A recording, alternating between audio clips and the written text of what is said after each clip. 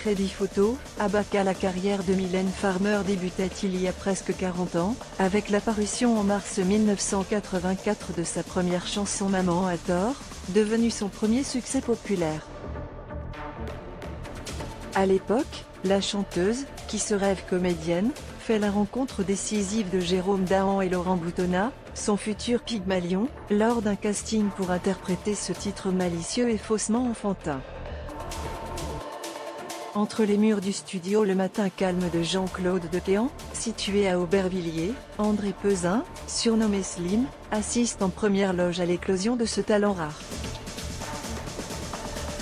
À la fois guitariste, arrangeur et producteur, ce musicien de génie affiche déjà une impressionnante liste de collaborations avec Manu Dibango, Nino Ferrer, Johnny Hallyday, France Gall, Jean-Jacques Goldman ou Claude François, dont il devient le chef d'orchestre à partir de 1971.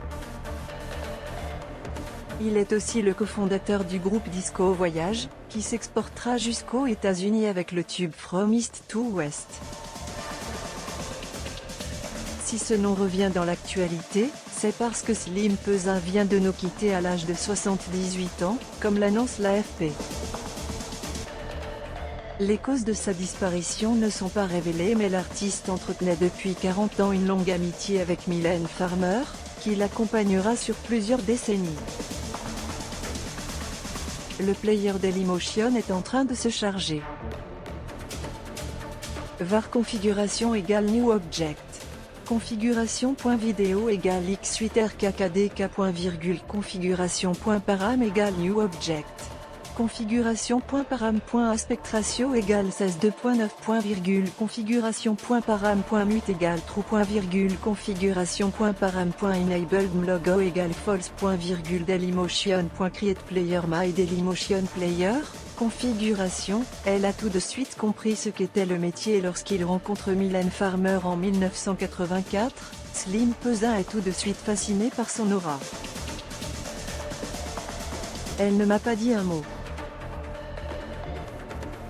J'étais impressionné par cette absence de parole et je trouvais cela curieux dans un monde où on avait l'habitude de rencontrer des personnalités décalées mais où les mots sont tout de même assez faciles. Elle avait un chant étranger, l'espace d'un instant, je me suis dit que c'était une fille d'exception, racontait-il en 2006 dans le livre Mylène Farmer, Belle de scène, livrant pour l'occasion quelques anecdotes sur leurs travaux. Exemple, c'est sa femme qui assure les chœurs sur Maman a tort. En tant que guitariste, et sous l'œil avisé de Laurent Boutonnat qui impose à cette époque sa vision artistique, Slim Peuzin participe à l'enregistrement des albums Cendres de lune, 1986, Ainsi soit je. 1998, et l'autre. 1991. Mylène est très intelligente. Elle a tout de suite compris ce qu'était le métier et le show business, le degré de jeu à jouer, le degré de don de soi, la nécessité d'intégrité artistique et ses limites personnelles. Elle avait analysé le fonctionnement de la presse, de la télévision et la radio. Elle savait où placer la barrière, tout en mettant la barre très haut artistiquement, soulignait le musicien, bluffé par sa capacité à soulever les foules. Décès à 78 ans de Slim #Peuzin, guitariste et arrangeur de Mylène #Farmer, Michel #Sardou, Sylvie #Vartan, Johnny #Hallyday, Manu #Dibango.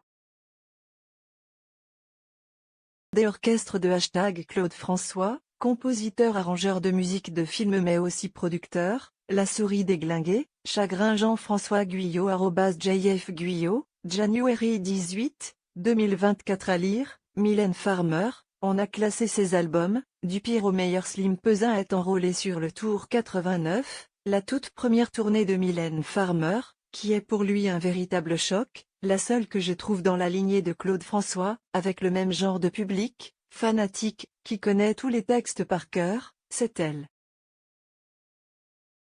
Lors du premier concert de la première tournée, à Saint-Étienne en 1989, j'ai eu la sensation de revivre ce que j'avais vécu avec Claude. j'ai fermé les yeux et j'y étais.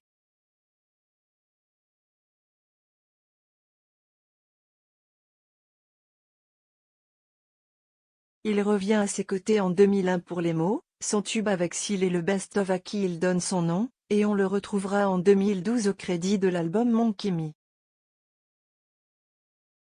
Avec Mylène Farmer, Slim Peuzin participe aussi à un autre projet musical phare, La Propulsion d'Alizé, puisqu'il joue de la guitare sur ses albums Gourmandise, 2001, et Mes courants électriques, 2003. À l'époque, on entend également son travail sur la bande originale des films Les choristes et Nos jours heureux. Tous nos pensées vont à ses proches dans cette épreuve difficile.